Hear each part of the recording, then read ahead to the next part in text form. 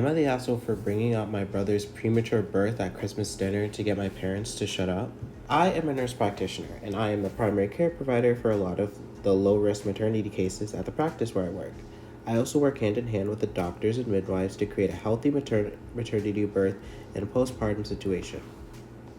My fiance is completing her residency. We live together and have for a few years now. We aren't in any hurry to get married. We originally had plans to do so a couple of years ago, but then we got really busy for 2 years. It is driving my religious parents crazy that their youngest son is living in sin. I don't really care. I'm an adult and I do what I want. We are getting married in June. So we are visiting my parents for Christmas. The way it came together this year, everyone is at my parents' house.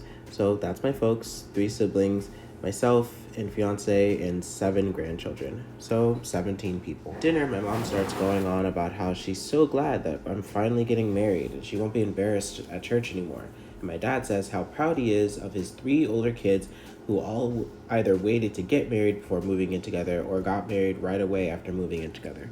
My fiance was getting embarrassed and I was getting mad over this stupid argument we have had too many times, and a family dinner was the last straw.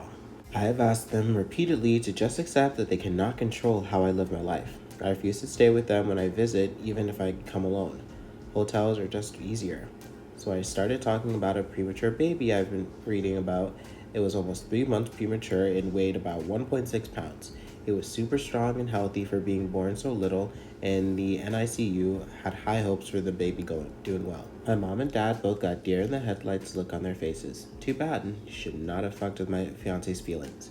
So I asked about my older brother, who was born almost 4 months premature.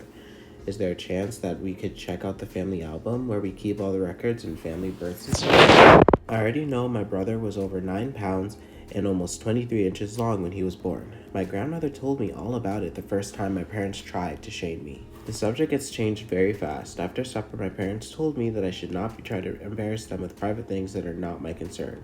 I told them that if I heard anything about my living arrangements ever again for the rest of my life, I would make sure to keep bringing up the fact that my mom was in her second trimester when they got married. My parents are mad at me for telling them how to behave in their own home, but my fiance is happy that they seem to be off the subject for good. Am I the asshole? Am I the asshole for refusing to eat food at my friend's house because her kid played with it? Today, I, F27, visited my friend Tanya, F25, to have a coffee and cake and exchange our gifts. My friend has a 2-year-old son. Tanya brought out some food and left it on the table for everyone to enjoy. Her husband and some of his mates were also there. Basically, it was cake and some finger food. I had been drinking my coffee and chatting when I noticed her son Nate run up to the table, grab some food, take a bite, then put it back on. Tanya said nothing. I saw him do that again, run up to the table, lick something, and then put it back. Nate tends to have his hands in his mouth. I don't know, it seems like a lot of toddlers do it, but he seemed to be grabbing food and rearranging it on the plates with his fingers that were just in his mouth. Tanya and her husband said nothing, even though they saw exactly what's been happening. I have to say, I was grossed out and didn't want any food. I kept my mouth shut though and said absolutely nothing, just carried on drinking my coffee and chatting away. Tanya kept asking if I wanted some food and cake, and I tried to excuse myself saying that I wasn't hungry, but it looked delicious, etc. Sadly, Tanya grew frustrated with me not eating anything and became more and more pushy.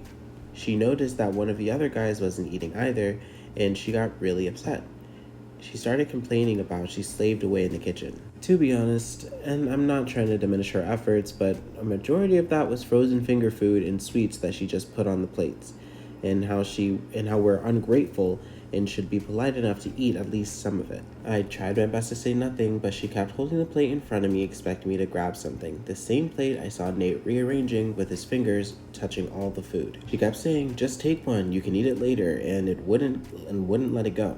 I broke and told her that I won't eat it because Nate left his saliva all over it while playing with the food. She got really offended, saying that it was just a kid and it wasn't disgusting and I should get over it, and if she can eat the food, I should be able to. Said that I'm sorry, but I can't eat it, and she told me to get the fuck out and don't come back without an apology. I was completely surprised. The other guys looked surprised. I just grabbed my stuff and I left. I'm wondering, was I the asshole for refusing the food?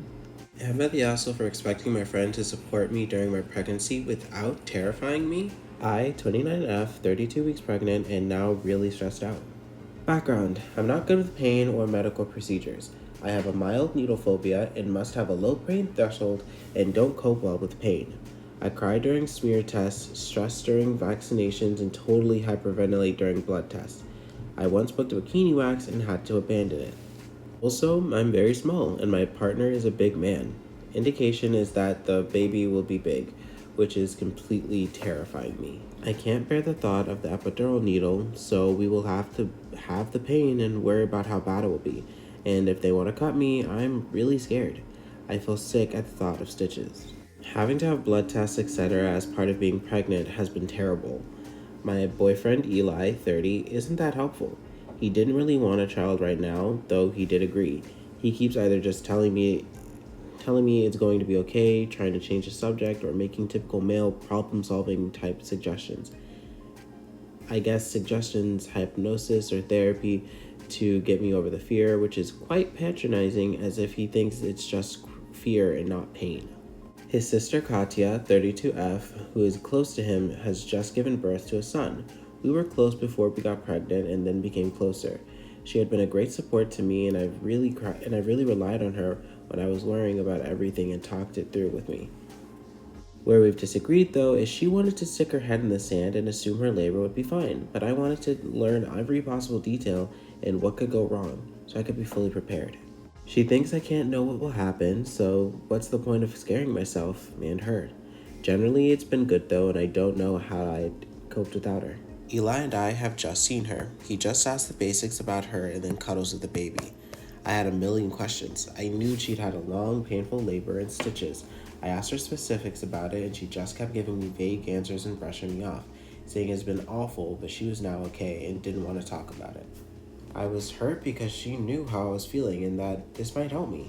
And I told her this and said I wasn't being nosy, it would just be helpful. Snapped at me that nothing would help me and she wasn't my therapist. I was selfish and self-absorbed and couldn't just have a moment about her. She'd given most of her pregnancy to my feelings. She said I should have sorted myself out before I got myself pregnant, and she felt sorry for Eli. She then horrifically said she expected that my labor would be long and excruciating. We obviously left then without even getting a chance to really see the baby. Eli said she shouldn't have said what she said, but maybe she's hormonal and probably shouldn't have pushed her and talked again about support. I really can't believe the cruel thing she said to a heavily pregnant woman, but am I the asshole?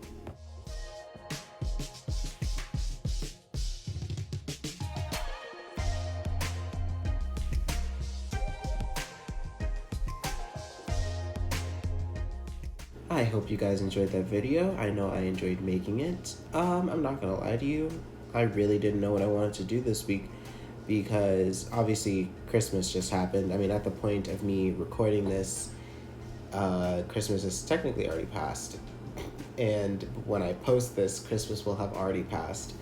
But I just thought, might as well, because I didn't really do anything with my other videos that were like of the season, because other stuff was kind of going on, and it has honestly barely felt like Christmas to me. Not sure why you guys don't need to hear about that, but I don't know. I knew I wanted to do something with like peppermints, not peppermints. What are they called? I always forget. Candy canes. I always forget what they're called, and yeah. And I didn't really have like a red, so I went with like a pink, and pink isn't really my color. I don't know. It's weird. But I hope you enjoyed this video, and I hope it inspired you to make beautiful art with your face. I will see you guys next time. Bye.